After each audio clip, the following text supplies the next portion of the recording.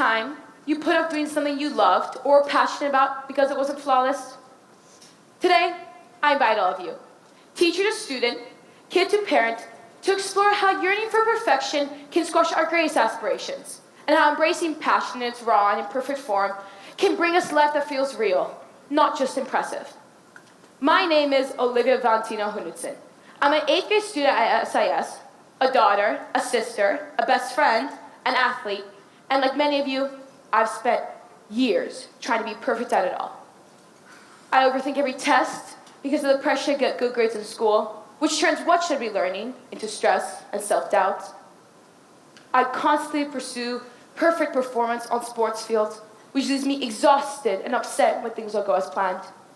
I occasionally hold back in friendships because I want to be the ideal friend who was afraid of making a mistake or drawing criticism. You see, little by little, instead of enjoying the ride, this relentless chase for perfection dragged me into anxiety, depression, and moments when quitting felt easier than breathing. I started to ask myself, why do I push so hard? Are the sleepless nights worth it?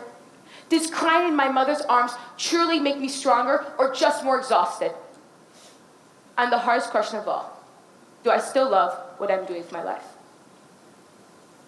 Today, I want to open your minds, but also my own, to explore this relentless strive for perfection, why we chase it, what it costs us, and how we can remove this longing and learn to thrive doing the things we truly love. After starting to see the true cost of perfection, let's look more closely at what this endless chase does to the things we care most about. When the need to do everything flawlessly takes over, it slowly squeezes out the creativity and joy that led to our passions in the first place, and begins to twist the way we act, the choices we make, and even how we see ourselves. So why does the chase for perfection feel like a moving train that just won't stop? Now, this chase can be explained and why it holds us. When standards feel unrealistically high, the body's stress system stays activated. Chronic stress triggers sustained cortisol release, sleep disruption, and over-heightened excitement. For me, it looks like lying in bed at 2 a.m., exhausted but wide awake, my mind replaying every tiny mistake on a loop I can't turn off. My heart is racing, my thoughts won't slow down, and even though I'm drained from the day, my mind keeps chasing perfect. Over time, this drains curiosity and the safety we need to explore, which is essential for joy and passion. The effect is strongest in teens, whose brains are still developing and highly sensitive to social evaluation. Across multiple adolescent samples, maladaptive perfectionism clusters around the 22 to 38% range. This isn't some niche issue, but a sizable group whose daily functioning, sleep, and mood can be affected by perfectionistic tendencies. And the consequences aren't only psychological. Nearly 89% of adolescents report that the pressure to perform perfectly affects their physical health, and roughly the same share burnout experiences due to this pressure, according to Ox Journal. Sleep disruption mitigates daytime effects on mood and cognitive performance, helping explain fatigue, irritability, and reduced passion. Can everyone, if comfortable of course, please put a thumb to their chest if they have ever experienced this? At the heart of perfectionism lies fear. The fear of failing, the fear of disappointing others, and the fear of losing acceptance. This isn't merely stress, but a measurable risk to mental health that reshapes how teens choose, learn, and create. And then there's a lure of belonging. Teens want to be seen as capable and valued.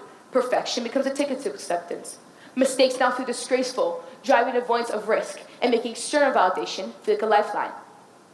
Now, opportunities to try, fail gracefully, and learn fade, and small wins like assisting your teammate's goal and completing that homework assignment are overlooked, and natural motivation starts to dim the inner spark that kept us going and interested in what's next.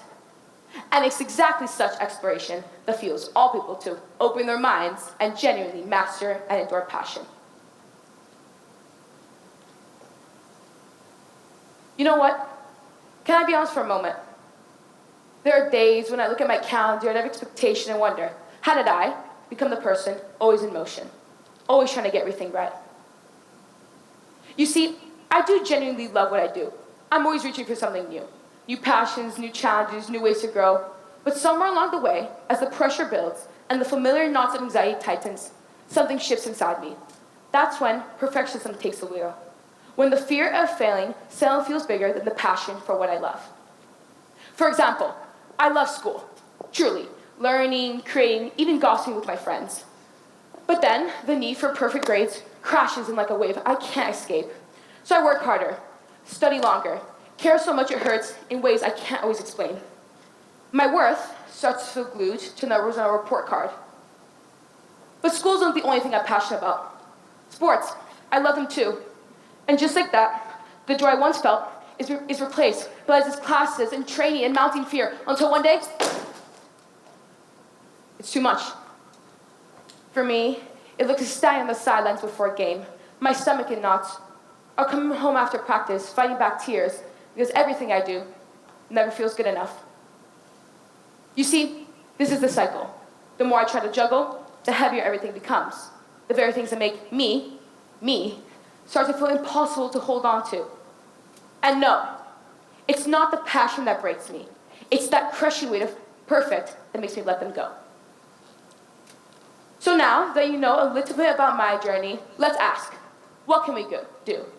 How do we begin to understand the pattern that traps us, reflect with kindness instead of judgment, and open our minds wide again? Here are 3 steps I'm learning to live by. And together, they can help us all. First, redefine success as progress, not perfection. It's not about having it all figured out, but about celebrating the small wins and effort we put in each day. Research shows when we focus on the process over perfection, we build resilience, become more creative, and reduce stress. The growth mindset, valuing the process over perfection, helps us take risk and find joy in the process. Second, and I won't lie, it's tough, but embrace mistakes as a necessary part of mastery. I often get frustrated with myself when things go wrong. Yet studies reveal when we normalize mistakes, we learn more deeply, participate more, and even earn greater respect from others. And third, we need to build a community, a circle of friends, mentors, coaches, teachers who value us for who we are, not just what we achieve. Being surrounded by support that values curiosity and character over perfection creates a safe space. Sorry, Miss Liz, can you hold this? Thank you, Coach. Where passion can grow and fear loses its grip. Here, Mama, thank you. Over time, this builds curiosity and the safety we need to explore, like I said, which is essential to open our minds wide again.